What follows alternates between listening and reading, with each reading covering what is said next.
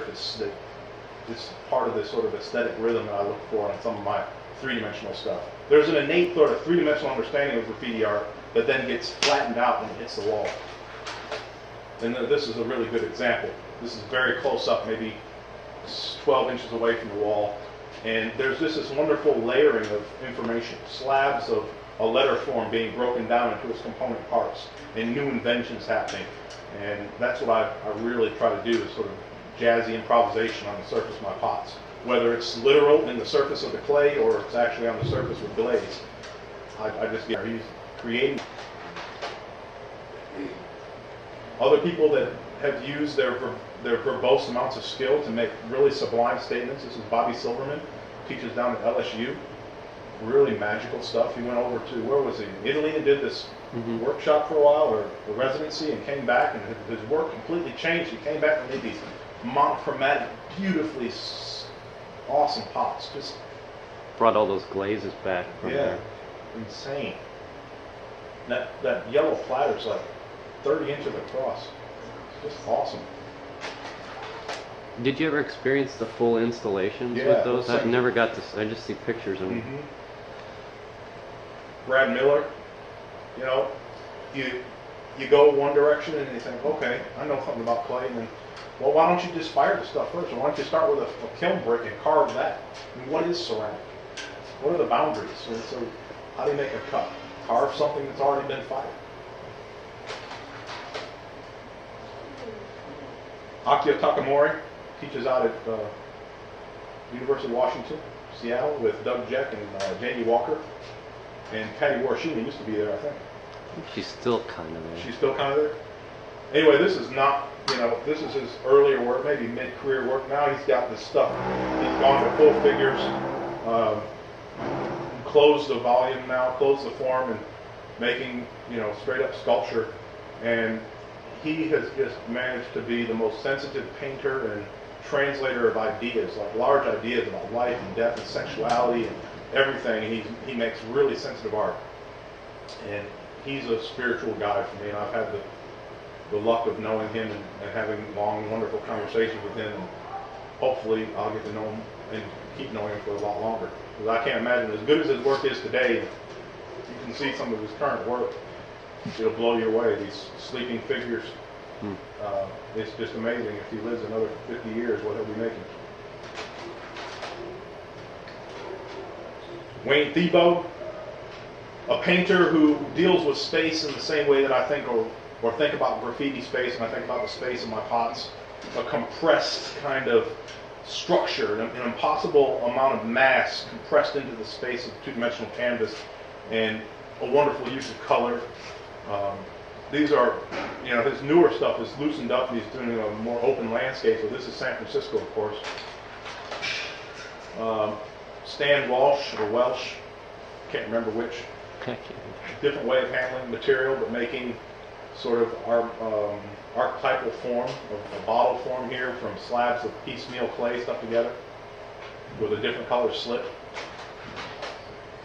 A compatriot from my grad program, this is Michaeline Walsh, and she would come in, you know, these different people I put in here taught me different things about a way of working. She'd come in every morning and spend the first hour and a half doing automatic drawing. She'd get a whole ream of paper and just do drawing, fill every sheet up before she even started making the work. And she'd be doing these sort of dream remembrances and coming up with these characters and marks, and then she would go ahead and put the drawings away or put a few up on the wall and then start making the clay parts. And she'd make parts all day long and then make these inventions, these wonderful cups. Jaewon Lee, who's at Michigan State right now, another sensitive artist. She cared so much about her work in a certain way that she would never, she felt tied to it. If she gave you something or allowed you to trade with her for a piece of her work, it was like a special moment. These are all sort of memory, almost like totems or tombstones to special people in her life. And it's interesting to think that work can be that so personal and so tied to an individual. You question how it can be art if it's that personal. I mean, it's not for anything else but Jaewon. It's amazing. My man, my main man, Ron Nagel, the master of the cup. This is actually an abstraction of cup. he's dealt with that one thing for so many years. The abstraction's gone so far, this weird squiggly thing is the handle, the remnant of the handle, and the form in the back is the remnant of the body of the pot. Fires these things 15, 20 times, building up layer after layer. All this glow and color that you see here is artifice. It's not from light, it's from actually dusting and spraying on different layers of low temperature glaze. And just, he has so much craft, and yet craft to a point with the content. Historical stuff that gets me jazzed up. Membrace pots. Invention 1,000 years ago. This awesome culture down the Southwest that disappeared 1,200 years ago, and yet they had this skill and this inventive way of seeing space and form that you can just marvel at. I only put a couple slides in here. I reduced it down to just these two. But then this is an abstract choice. I mean, this is an amazing choice of a way to break up space by a people 1,200 years ago. Come up in the front too.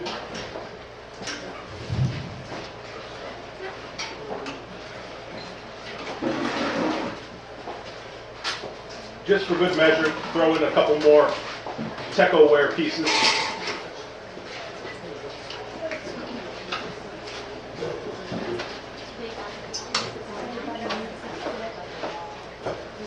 That's a double wall. 2 seats up front there. Couple seats up here in front.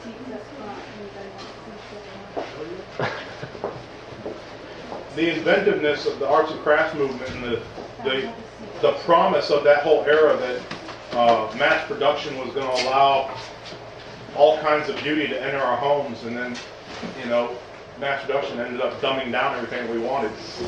This was the high point, the high watermark of design and craft and artisans designing things for our everyday living space.